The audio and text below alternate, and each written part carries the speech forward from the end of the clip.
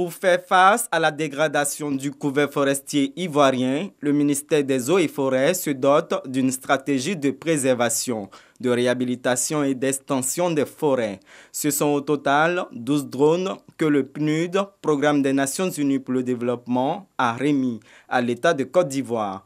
Un geste bien apprécié par le ministre Alain Richard Dombaï. Ces drones constituent donc les premiers éléments de l'escadrille de drones multirôles prévue dans la stratégie de préservation, de réhabilitation et d'extension des forêts. Cette stratégie se décline en 3 composantes.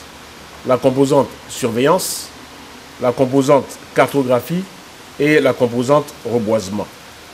Les 12 zones reçues ce jour viennent activer les composantes surveillance et cartographie, qui sont 2 pôles essentiels pour le cadastre forestier, la lutte contre la criminalité forestière, faunique et la pollution des ressources en eau.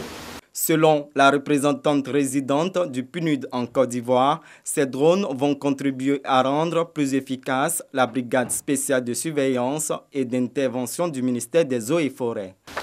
Cette collaboration a débouché sur un portefeuille de solutions alignées sur les 3 dimensions stratégiques de la politique forestière, à savoir la préservation, la réhabilitation et l'extension des forêts. Ces travaux constituent la base de notre appui à ce secteur, orienté vers des actions qui visent principalement le renforcement de la gouvernance et la gestion durable des forêts. Ces 12 drones de dernière génération sont capables de voler en continu pendant plus de 30 minutes à une altitude de près de 3000 mètres et parcourir jusqu'à 8 km.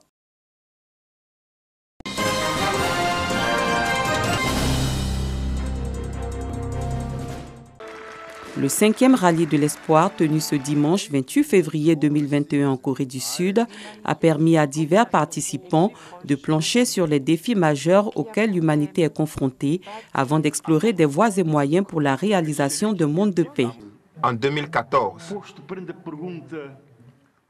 j'ai été confronté à la question de savoir ce que la paix signifie pour moi. Après une très brève réflexion, j'ai répondu, plus que la simple absence de guerre, la paix en tant que valeur et en tant que capital est une bénédiction que l'on obtient par la voie de la tolérance, de la solidarité et du respect de la différence. Nous avons appris l'importance de ne jamais perdre espoir. Comme ces navigateurs qui ont contourné le cap de Bonne-Espérance il y a 500 ans, nous savons que nous avons la capacité d'éviter les périls auxquels nous sommes confrontés et de tracer une voie vers un avenir meilleur. L'initiatrice de cette rencontre, le docteur Ak Charan Moon, a véhiculé un message d'espoir à l'humanité pour la mise en place d'un monde céleste unifié. Dieu a créé le ciel et la terre en accord avec les principes de la création. Et l'un de ces principes de la création était que l'homme fasse partie intégrante de cet idéal de la création en devenant mature et en fondant une famille sur la terre.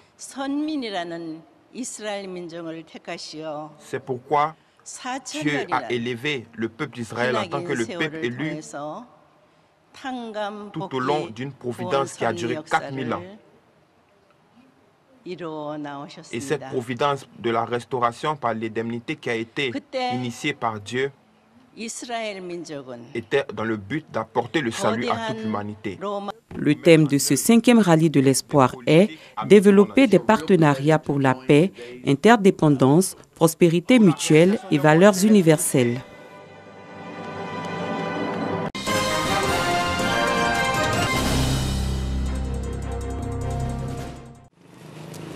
Touba a abrité la première étape de la caravane sportive pour le Rassemblement de la jeunesse pour la paix, initiée par l'Union nationale de la presse sportive et son parrain naturel, Issouf Fadiga. Cette étape de lancement à Touba a enregistré une forte mobilisation de la jeunesse.